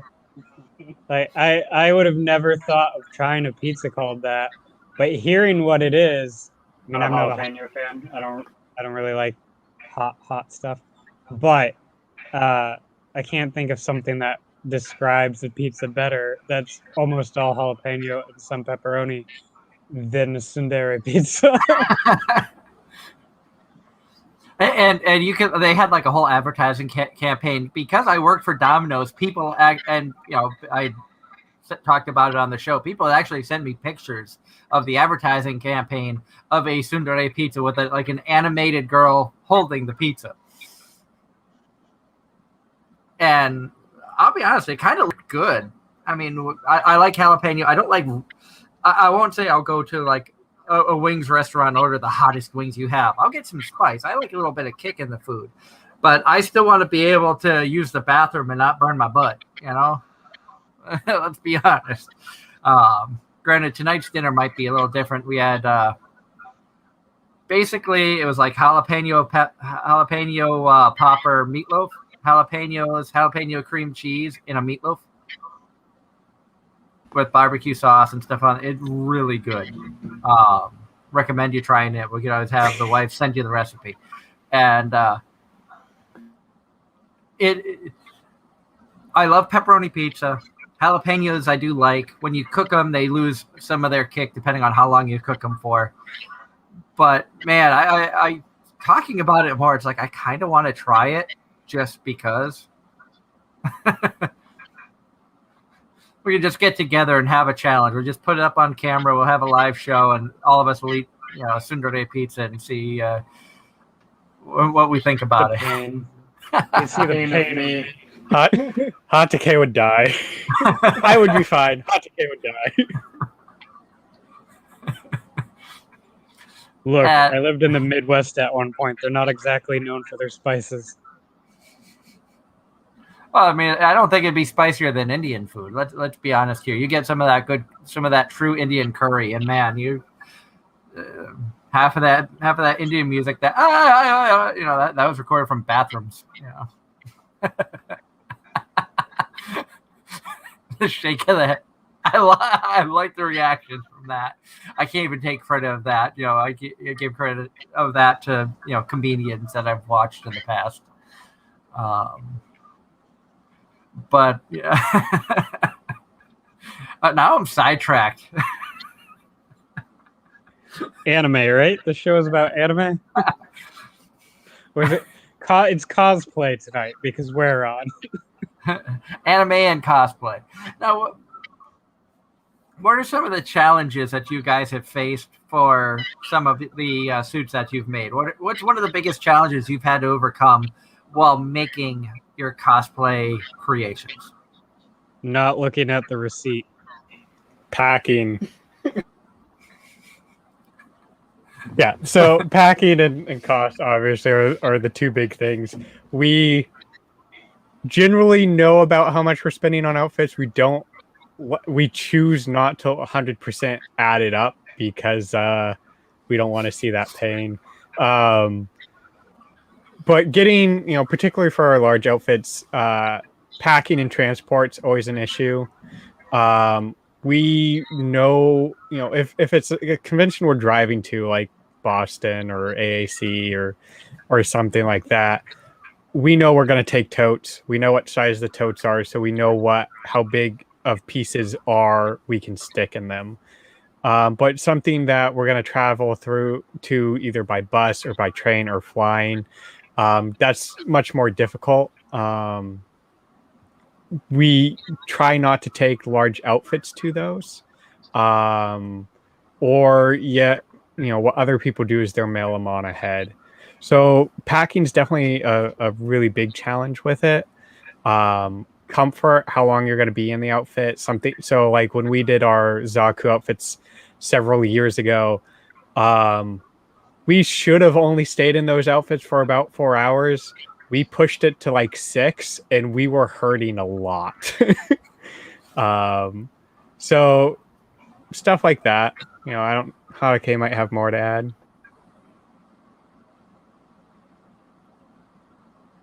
Oh, there we go. All right. My mouse ran away. So yeah, as Sahara there mentioned, packing is the big thing. When we drive, we have a given space in a vehicle. We know how many people are going to be in the vehicle. We know how many things are going to be in it. How do we fit something into the space? As far as traveling on train, for instance, Anime New York City, we are planning on going by train, and therefore we need to get all of our props into suitcases that are the right size for going on a train based on how much space we're allowed. So that sword behind Sahara there, that green one, that is almost 5 feet long. That needs to break down to fit into a suitcase. So you can't really tell, but it breaks in half. and is currently held together in its one form. Take a couple screws out, breaks into 2.5 foot pieces. Now those can go into a large size suitcase and can then travel on a train with us. So when we're building things, we have to think, particularly these large prop weapons and large armor outfits, is how are these going to fit into whatever we're going to pack them in. For Anime Boston, like Sahara mentioned, normally a crate with wheels.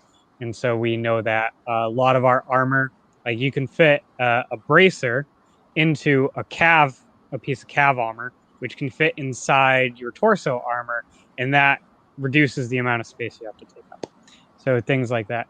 I would say the other challenge Sahara was spot on with is comfort level. You can build an outfit that's really, really comfortable, and you can build an outfit that's really uncomfortable. And they can both look just as amazing.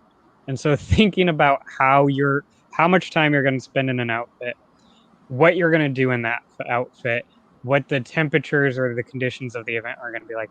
Those are important things to consider, especially if you're getting into these bigger outfits or more complicated builds.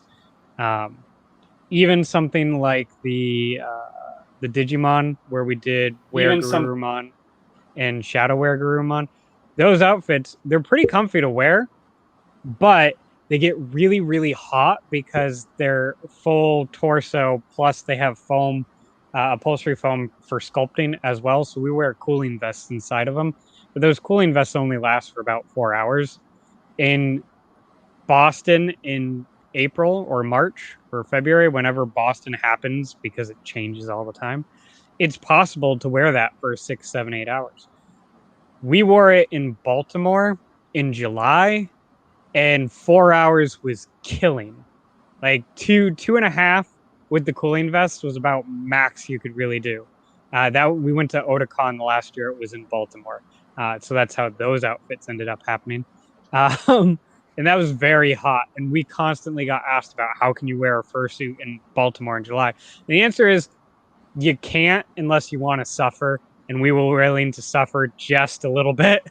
So it's, yeah, comfort level is important. Our Zaku's we built to look like Zaku's, but didn't really at the time. We didn't really consider how long we were going to be in them because we didn't really know. Really, we figured a few hours.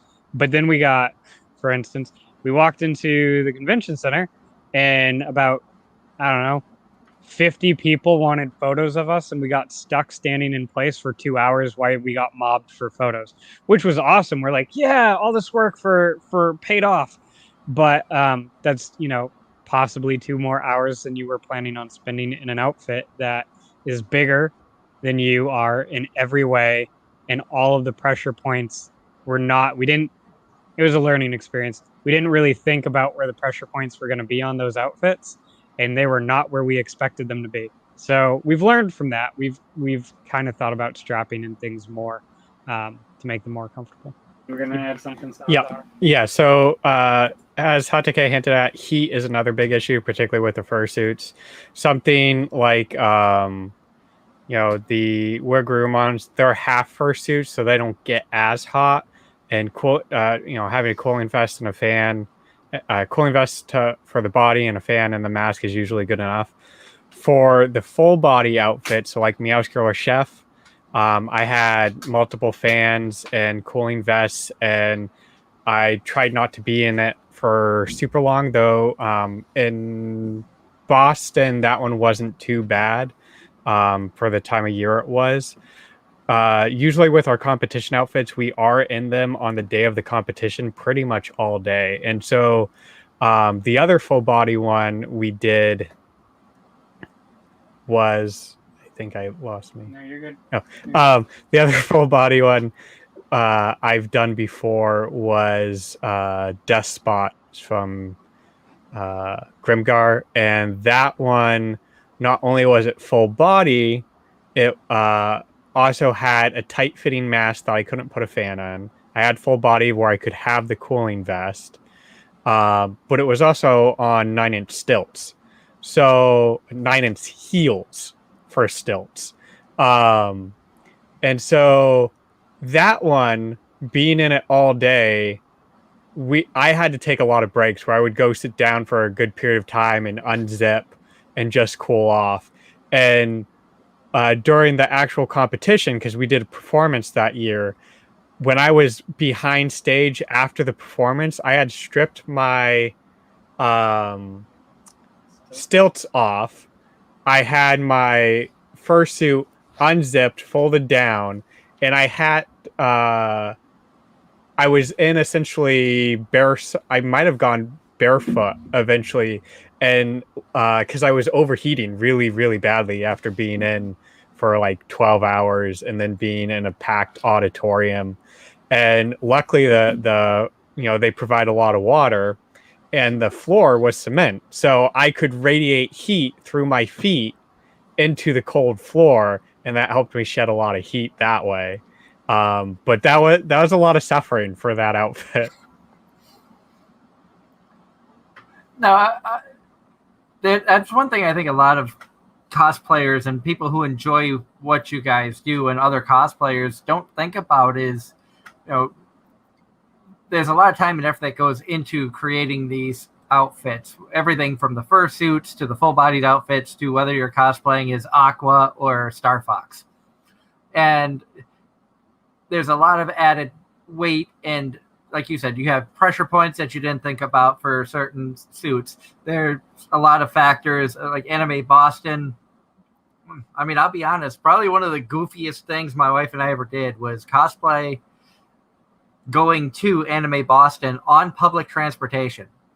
We were dressed up as characters from Cat Planet Cuties on the commuter rail from Bridgewater, Massachusetts to Boston South Station. And then we had to take the subway in Boston from a main hub to the convention center. Man, did we get some interesting looks. So I haven't done that as a Cat Planet Cutie, but I have done that as Kakashi, rode from Braintree on the T to Boston. It's amazing how you originally, I don't know what exactly you experienced, but what we experienced was like day one, you get a lot of weird looks, but day 2 and 3, there's so many people doing the same thing that everyone they didn't care. It's just, oh yeah, the anime convention's in town. There's gonna be weird people on the subway. So it is interesting though to leave the world of a convention and walk outside where everyone else is and be like, oh, I'm the weird one now. I'd say the weirdest thing that happened to us was we did get stopped by the Boston police. Basically, they have a pagoda set up at South Station. For those of you who have never been to Boston area or Boston South Station, where a lot of Amtrak stops there, MBTA commuter rail stops there, and you have, I think, one or two, I think the red line and maybe the orange line for subways stop at South Station, and they interchange there. And the police department have a pagoda set up with officers on duty. And it had been a long time since I had to figure out where the subway was after making the connection from the commuter rail to the subway. So, of course, we walked by, we looked lost, and they stopped us, because we were in weird costumes. And, of course, they're like, what in the hell is going on? Why are you like this? And we were like, oh, well, we're on our way to Anime Boston. I just wasn't sure where the connection was to get to the red line so we could get to the Heinz for the event. And they're like, oh, that's this weekend. Okay. I'll let everybody know to be on the lookout for all the weird costumes and that's going on. Because, I mean, a lot of times, as you guys know, law enforcement has to play an important part in security and the safety of the attendees. And not everybody always knows when the events are going on. They do their best to keep themselves informed. But there are always times when you're going to see people who are caught off guard of attendees showing up the day before the convention. A Friday, Saturday, Sunday convention, you're going to have people show up at the hotels maybe Thursday night. In some cases, I know people have showed up a day before so they could have a day to enjoy the area before the convention. Yeah, we're no strangers to Boston, and we generally show up Thursdays just so that we can have a relaxing evening, pick up your badge, enjoy downtown Boston, and then get ready for the weekends.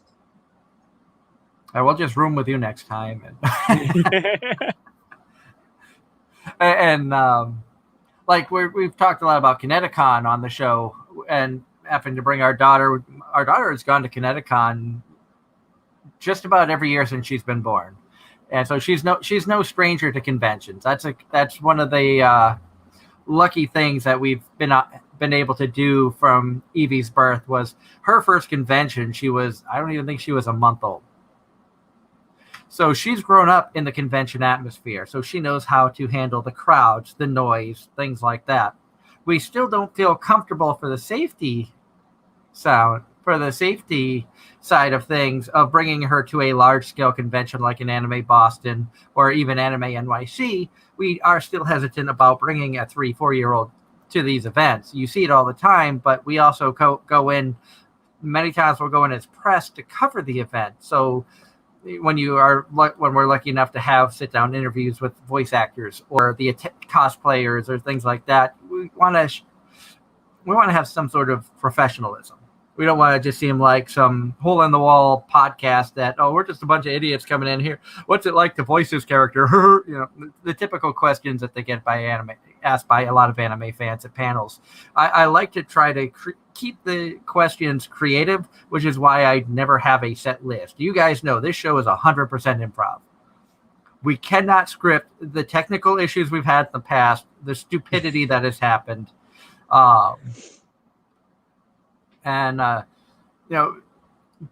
Music is great. Oasis, not gonna lie, this sounds intense talking about the cosplay side of things and some of the stuff that we've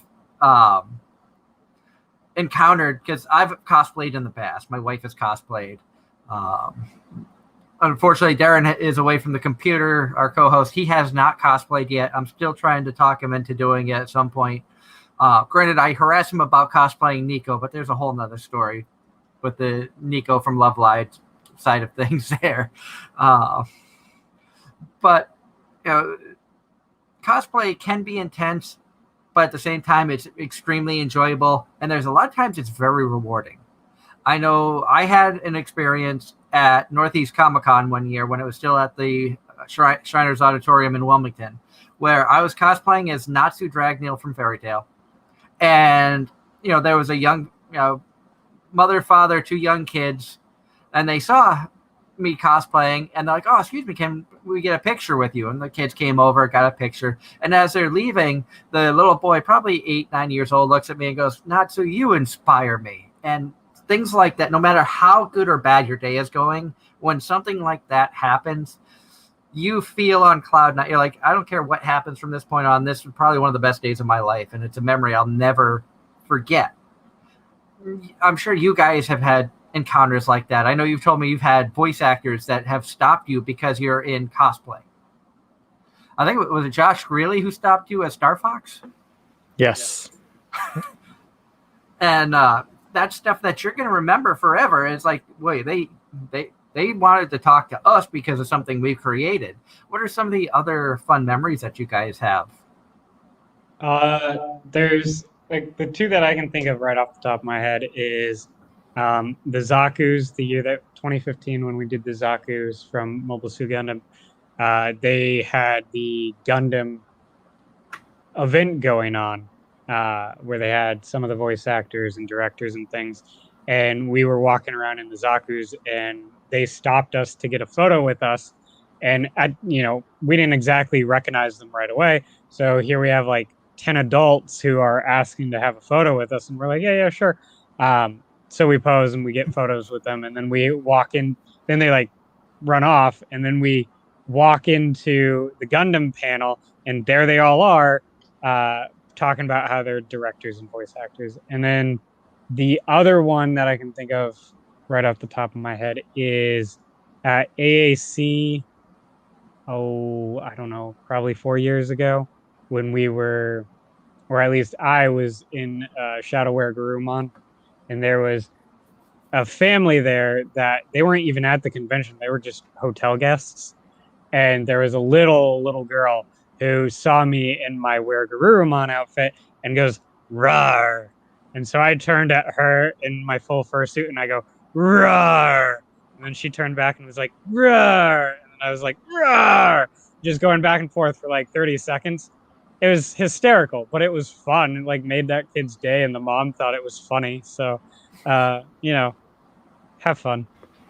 Yeah, I mean, for me, I can think of a couple with the Zaku, like Hatake mentioned, um, the ones at the panel. There's the American like liaison for Bandai, and then like two of the Japanese directors and a couple American producers.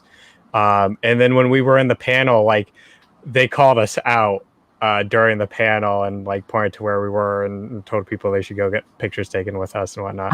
But also walking through the mall to get back to the hotel, got stopped by some Japanese tourists who wanted photos with us. So that stuff's always fun. And then I have a lot of fun with the fursuits. I've had numerous encounters of moms with their daughters or sons, but a lot of times it tends to be like the father by themselves with a young daughter or whatnot. We see you in the fursuit and they'll bring their kid over and the kid's all shy, and you're in your full suit and you lower yourself down and you're waving, and it's just a lot of really fun interaction with the younger kids, and and you can just see it like totally makes their day, and that's what a lot of our cosplay is for, is not only are we happy to do it, to make these outfits, it's to make other people's days so that they can see a character come to life, and for us it makes our day when it makes somebody else's day. And one thing that's fun about cosplay is, we're closing in now. We're talking about upcoming guests, and we're booked into October. Of course, Halloween is only a couple months away, and Halloween, everybody dresses up as anything and everything. Cosplay is a fun way of being able to dress up as some of your favorite either video game characters, anime characters, comic characters, cartoon characters, even some of your favorite characters from movies or things of that nature year round. You don't have to limit dress up to just Halloween anymore. Thanks to the huge increase in popularity of the anime and comic world, where these events, especially before the pandemic, you were seeing events just about every weekend within 100-mile radius. You probably could go to an event, whether it's a big con like Anime Boston or a small Comic-Con like a Plattsburgh Comic-Con or something like that. You had stuff going on where you could go, you could dress up, have fun. You could go to comic book stores who might have a comic creator there doing signings, and you could show up in cosplay. There was so many things going on that what used to be kind of taboo to the normal world is now more acceptable. The anime world and the video game world and the cosplay world is not such the strange thing anymore as it was for us when we were growing up. And I think it's kind of neat to see that people are open up more to it, and more people are willing to try cosplay. And cosplaying, as you guys know, isn't just for the nerdy people in school, the quiet people. Anybody can cosplay, from the guy who never leaves home to the girl who is a doctor or a pharmacist or police officers, or we've seen EMTs. You guys are very professional people as well. And so it's awesome to know that, cosplaying is not just, the stereotypical, oh, look at the nerds, the weebs, whatever you want to call us. I mean, anybody can cosplay, and that's the great thing about it. Yeah, we totally agree. We know, being in the cosplay community, we definitely have met a lot of people, teachers who are cosplayers, nurses, doctors, obviously us weirdos. But yeah, it's a great community. Anyone can do it. It's a very welcoming community.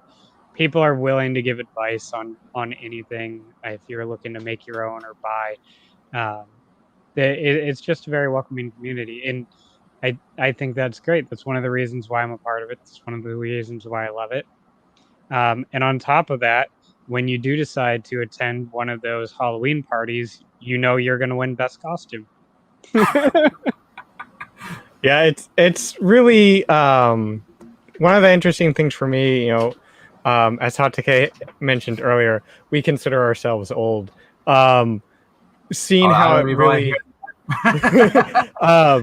seeing how it kind of evolved over the years. I store often, like if I'm at work, there's a lot of people who know I do costuming, and I'll refer to stuff as, oh, I got a costume competition or what coming up. And a lot of people will be like, oh, I didn't know if, there were these big costume competitions and whatnot. And then sometimes I'll mention costuming, and then people will be like, some of the older people who I work with, who are, in their 60s, close to retirement age, will be like, I didn't know costuming was a thing, but, I've heard of this cosplay stuff. Is it like cosplay? And it goes, it is cosplay. And I have many coworkers who have learned far too much about cosplay competitions than they ever wanted to know, but they find it fascinating. So yeah, it's just been fun to see how it's really developed, because when we first started not getting into anime and whatnot, we start kind of like you were the weirdo, you'd usually have to keep it quiet type deal, because it wasn't popular and you were definitely looked down upon, and now it's so mainstream. I love it. I think it's great too, because you learn a lot from cosplay as you learn to sew and do foam and add lights and things to that. If you ever get to wanting to do all of that, you learn a lot. And I've certainly have used some of the things that I've learned from sewing in my professional, or sewing and different glues and whatnot. I've prop making and all that. I've used in my professional career, and because there are people at my workplace who know that I do costuming, and some of them are generally interested, and they'll ask me, what am I working on? When's my next competition? All of that. But other people will be like, hey, I need to glue this really odd thing to this other really odd thing. They don't really make a specific glue for that. What should I use? And it's like, oh, you should use like E6000, or oh, you'll be fine with hot glue, or try contact cement, or whatever. You learn a lot of different things. I've actually wired some of our display boards that use LEDs at work, because no one else had the tools to wire LEDs, and I do, because I do costuming, and we needed to fix a board. So they're like, hey, can you do this? And I was like, yeah, actually I can. So you can learn a lot from costuming, and you can use it in your professional career, even when you don't have anything to do with fashion or costumes or anything like that. That is a neat thing of the world of costuming and the cosplay community. And we were talking earlier about the great Jahi being a darker skinned anime character, and I'm sure you guys have heard, as I have, there's no matter what you do, there's going to be critics out there, people who try to start trouble. And you've heard a lot of people who have, there's a lot of really talented African American people out there who cosplay and look amazing, but they get flack because, oh, why are you cosplaying so and so? Because you look like this, or somebody who may be overweight cosplaying a skinny character. Things like, they're really in the cosplay community. If you love the characters, dress as them. I don't care what you look like. Do it. Don't worry about other people. You're going to have haters no matter what you do. If you're happy with what you're doing, you're proud of the work you're putting out there, whether you made it, bought it, you love the character, you want to represent, do it, regardless of what other people think. That's Absolutely. my belief. Absolutely. Like I said earlier, the cosplay community itself is really, really welcoming and really open for anyone of all talent, ages, of any ethnicity, of any orientation. It's a very welcoming place. And in my personal experience, I've never met any other cosplayer who judges other cosplayers for anything. The people that I tend to find who are judging are people who aren't willing to put in the effort to make a cosplay themselves. but they're willing to judge you for whatever it is you're wearing. And that that's not what cosplay is about. Like, don't judge other people. And it's very frustrating when you come across someone who has never put in the time to make a costume or even buy a costume, and yet you're being judged by them. It's like, I love this character, you love this character, we have something in common. Why you gotta hate on it? But like I said, the cosplayers themselves are generally very, very welcoming, which is why I love it. I love it. I've never met a bad cosplayer. They're all great. Of all different levels. You're all great. You're all beautiful. You're all amazingly talented. Be nice to each other. Pretty much. It's, the cosplay world, the anime world in general is a great place. It's a very welcoming community. These events that we go to, there's a reason that we go to Anime Boston, or we go to AAC or Bakuretsu-Con or any of these conventions, a Comic-Con, a Sci-Fi Con, a Trek Con, Model Railroad show. There's a reason that you go to these things. It's because you have a similar interest with other people. Instead of just as a reference, because I am a railroad fanatic, I'm a model railroader. I grew up with HO scale trains. I'm not going to bash an N-scaler, which is a smaller scale train, because I do HO, which is twice the size and a little bit bigger. Because I bet the layout that they're putting together is probably 10 times better than what I have going on right now, which could be just a loop on a piece of wood. You don't know what kind of work that they have put in behind the scenes, how much money they may have spent. Just because I might go and pay somebody else to make a cosplay for me because I can't sew with it. I really can't sew to save my butt. My wife can, but I can't. I'm learning a little bit here and there and help out when I can, but I'm not going to look at you guys any different because you make it and I have to buy it or pay somebody else to make it, or maybe try to do something that looks like hell. The thing is, we all love the art of cosplay. We love the animes. We love the atmosphere, the energy, and the fandom of these events, which is why we go. We don't want to go there and try to turn a positive event into a negative situation for people. The people who do that, just you know that there's things going on in their head outside of the convention scene where they're trying to overcome something. And I've always said on the show, I'm sure you guys feel the same way.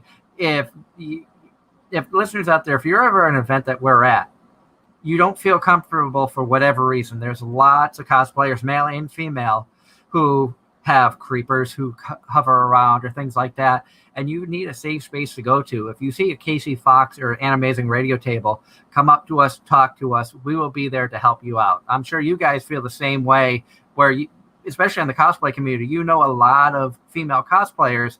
Some of those outfits are very skimpy. Some are revealing. They're going to warrant unwanted attention. You guys are going to be there to help them out any way you can. Yeah, by all means, we're there to support all other cosplayers. If you're ever nervous, if you're ever in a situation that you need to get out of, we're always, if you see us and recognize us, by all means, come over. I think I know every cosplayer is willing to do that, and like, we know a lot of female cosplayers, and unfortunately, some of them have been in those situations where they're being followed around by someone, and it's like, all right, let's take care of this. The big thing for the last few years, and it's still big and it's still true, is cosplay is not consent. Mm-hmm. Just because someone is wearing a costume doesn't mean they're consenting to anything you're thinking of. The only thing they're consenting to is wearing the cosplay that they chose to wear. And you need permission. If you want to take a photo, ask permission. Don't follow them around. Don't be a creeper. It's cosplay is not consent. Yeah, and along with that, one of the nice things about cosplay is not consent is it has I think it's reduced the amount of people who are sniping photos, but we notice when people are sniping photos, and for me and Hatake, it's not really a big deal, but for other people it is, and so it's just always be respectful about that. And they will notice you, and if they see you later, they are often have told their cosplayer friends to kind of keep an eye out for that individual. So just because you're someone who's going around sniping photos, being a creeper or whatnot, it gets around. We learn about you, and then we help other people avoid you. Yeah. It goes around. There's Facebook groups and whatnot for cosplayers, and if you're doing something untoward, not only are you getting reported to security or whatever, but it will have gotten around to most of the cosplayers rather rapidly that, hey, keep an eye out for this person. They're being really sketchy. And that's one of the ways it normally gets reported to security very, very quickly. And places like Anime Boston have done a great job about getting on top of that. But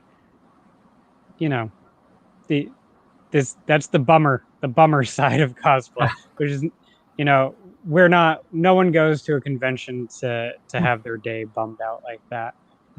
So as I always say, be respectful to each other, be nice to each other, and everyone can have a good time. That's what we're there for. Oh, definitely. And I've always lived by the rule of when you see somebody in cosplay, you approach them, you ask for permission to take a photograph, because a lot of times they may have props they need to set up for a good photo or things of that nature.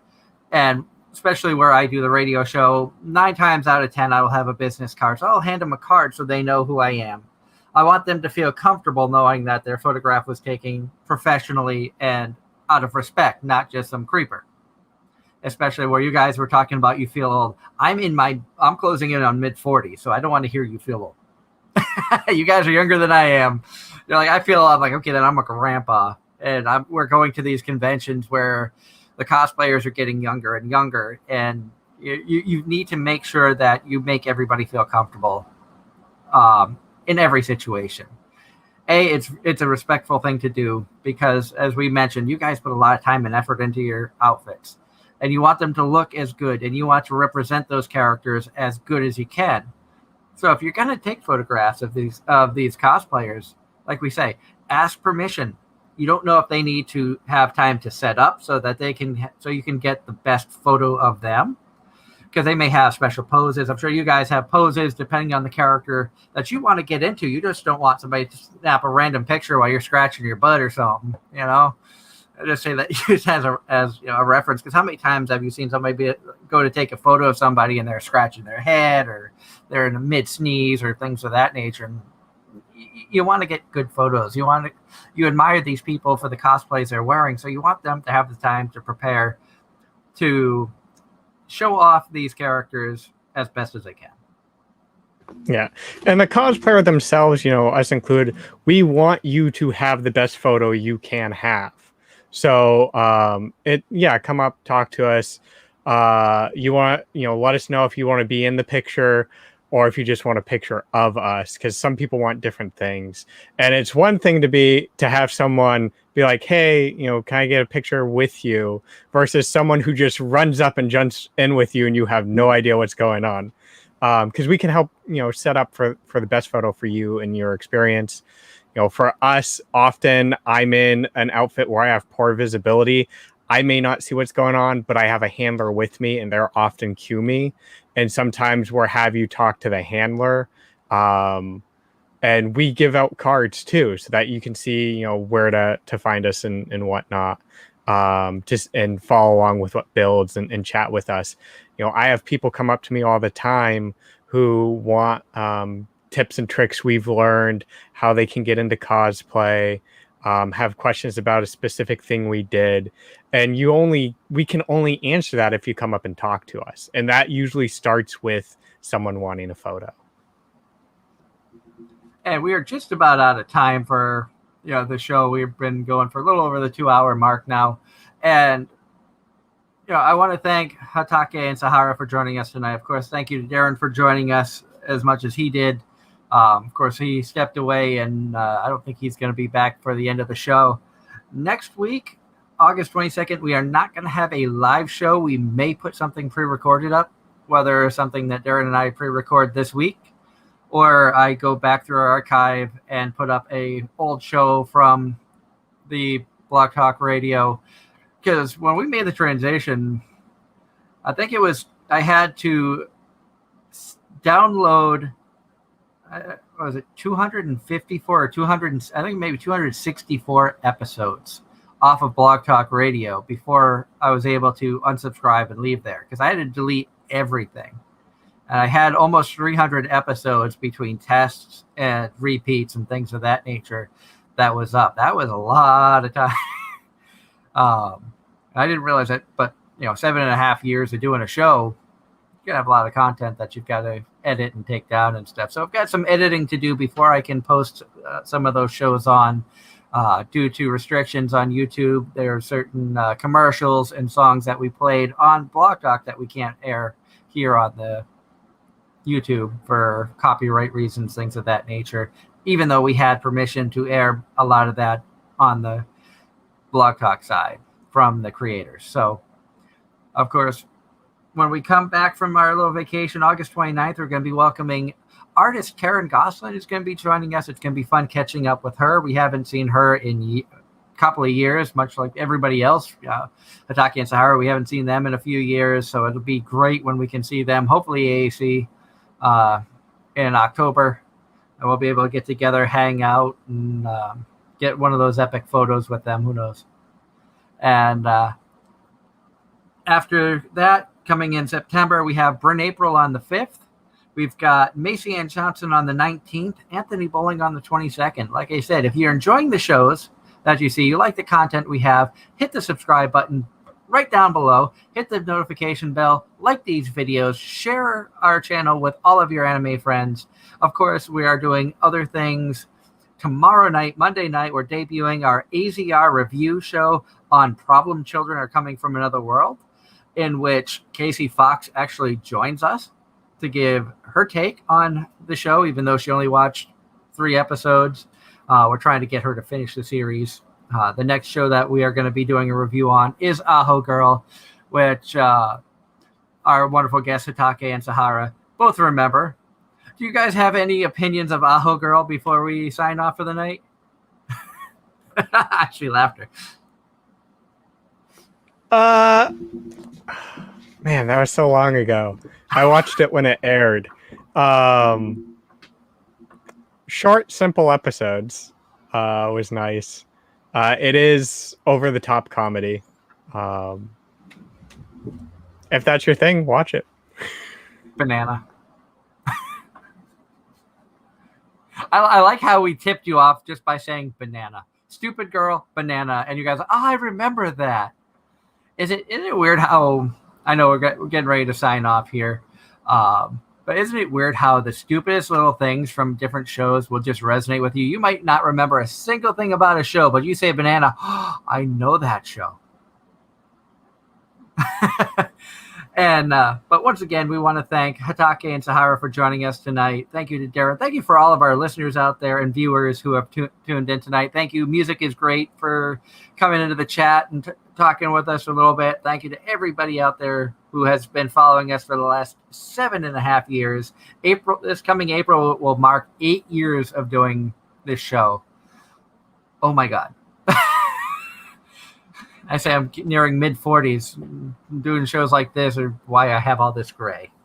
If it wasn't for this, I'd look as young as these guys. And so until next week, or until 2 weeks, when you get to see us again with a live show with Karen Gosselin, enjoy the animes out there. Stay safe. And again, continue to support the channel. We're going to try to come out with more content, random content, more anime stuff. Maybe behind the scenes footage. You never know what's going to pop up next on the channel. So thank you for tuning in. This has been Anime-Zing Radio right here on YouTube.